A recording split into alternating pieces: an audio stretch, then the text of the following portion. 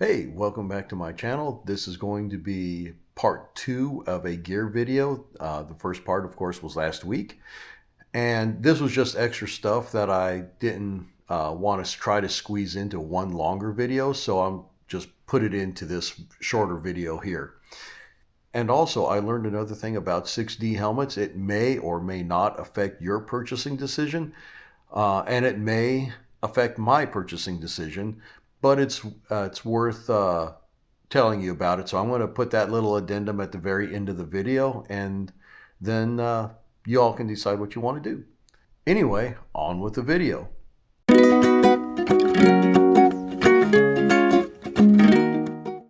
So I'm going to take you through the remainder of my gear, and I'm not going to go into the same kind of depth as I did my primary gear, but I'm just going to show you what all I got. So I made a big old thing that how much I love leather and don't like synthetics. Well, I do have synthetic gear, and it's this stuff. Bought this gear again, Revit gear. This is part of my summer wear that I bought with those gloves that I told you that don't fit.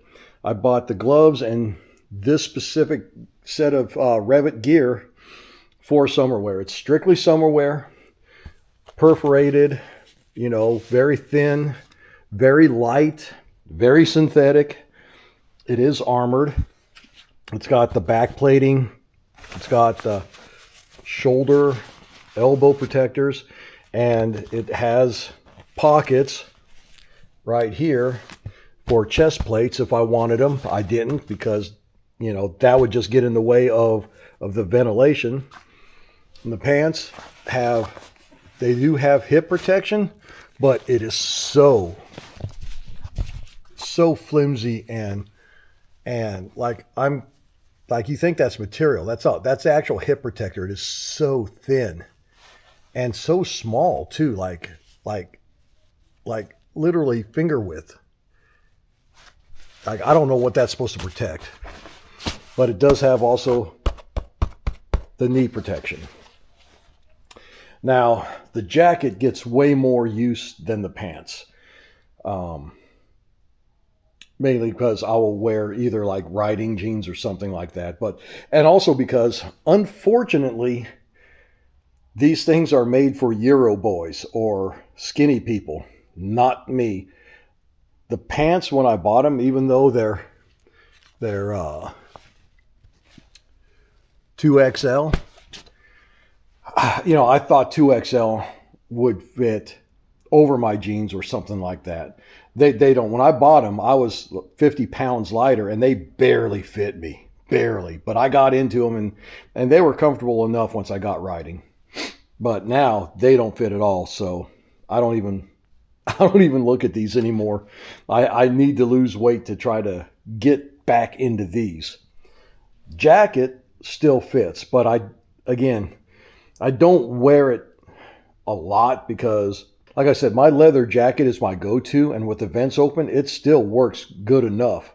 This is more like my Saturday jacket or my Sunday jacket. Like if I'm going out just for a joyride and it's like 90 plus degrees Fahrenheit out, I will throw this on.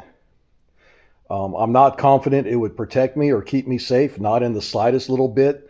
It's more of a psychological thing.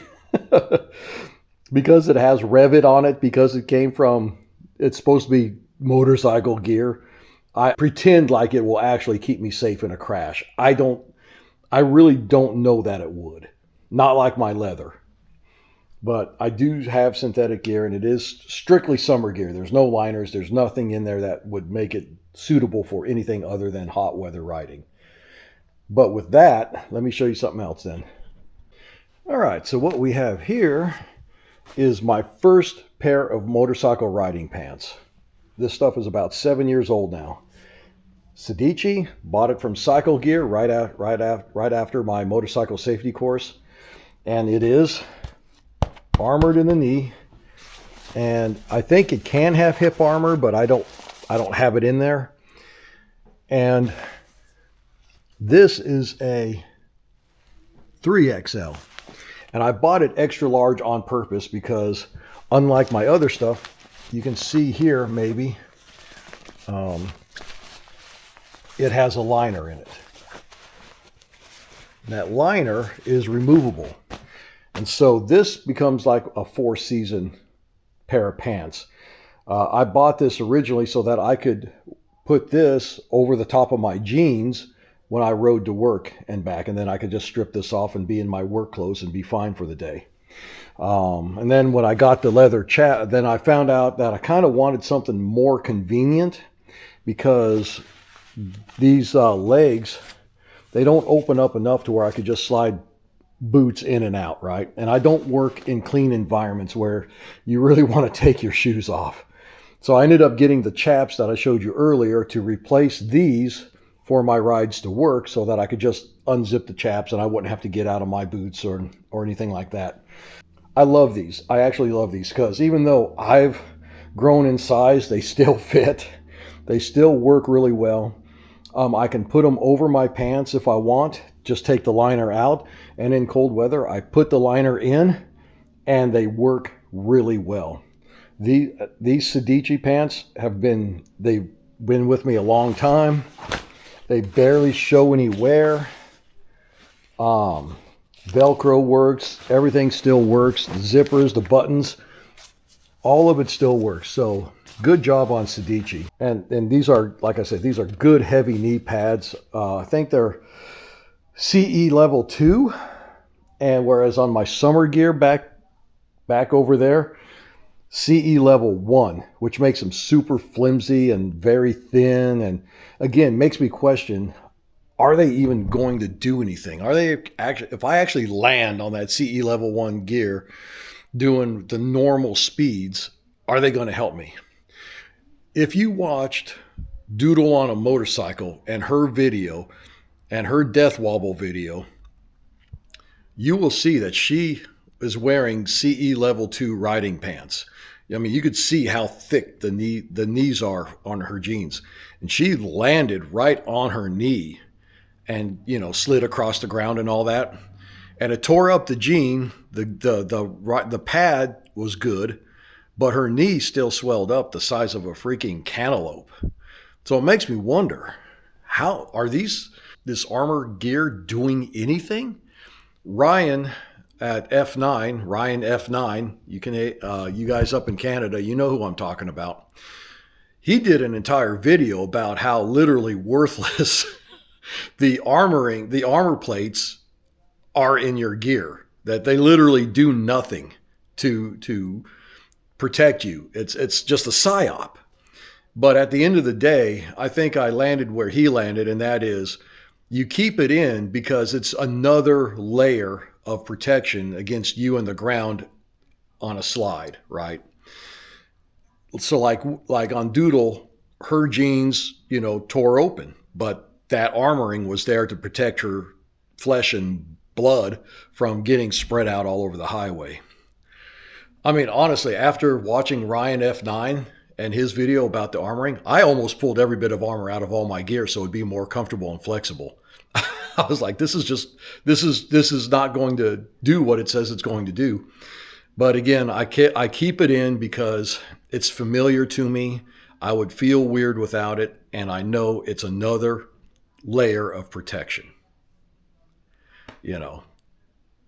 That's just what it is. One more thing to show you. Okay, last little bit that we're going to talk about as far as gear.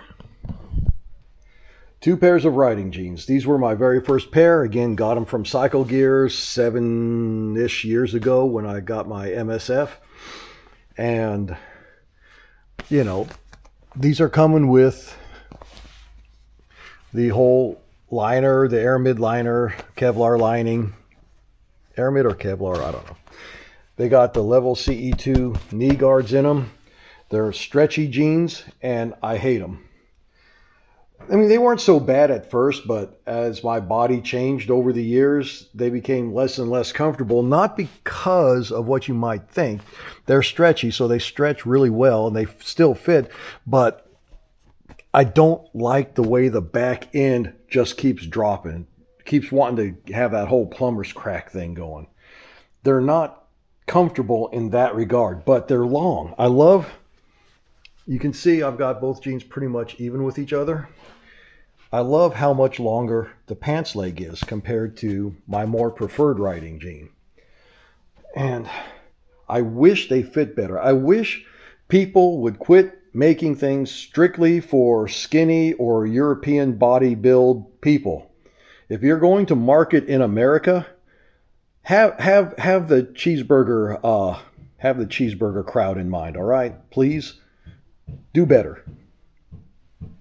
Then I got these jeans here. These are what I wear 99% of the time when I choose to wear jeans and maybe go without my chaps. Always drives me crazy when I see stuff like that made in Pakistan. But cotton shell lining, aramid reinforcements like on the butt where you might slide down the legs, CE level 2 padding, but these are not great jeans. The CE level 2 padding in these jeans are actually Velcroed and they stay in place. In these jeans, they're just big empty pockets, and so it moves. It doesn't stay where it needs to stay. But this has hip protection. This does not. Ultimately, I don't like either of them. I already told you why I don't like that one. I don't like this one, even though it fits me generally better up around the waist and butt area. It's short. It's so short, like when I get on my bike, it's like the jeans end up halfway up my shin. I couldn't get them longer. So I generally don't wear any of these unless I feel like I just want to do something different than regular jeans and chaps. At the end of the day, I'm literally wearing regular jeans and chaps before I do anything else. Just because that stuff fits and it's comfortable. And, you know, given the questionableness of actual armor protection, and my chaps have already proven to keep me safe on the road, I know the chaps are fine for me. And there's the end of the video, guys. Hope you enjoyed the overall gear layout and what I wear and don't wear and why and all that stuff. And the thing I just wanted to say about 6D helmets was that they are made in China. I did not know this, but that might not be as big of a deal as one might think because, I mean, face it, a lot of things are made in China. I honestly thought that they were an American brand. They do have an American base, and that the whole concept, the whole idea, the whole testing, all of that stuff, that their design is fully American.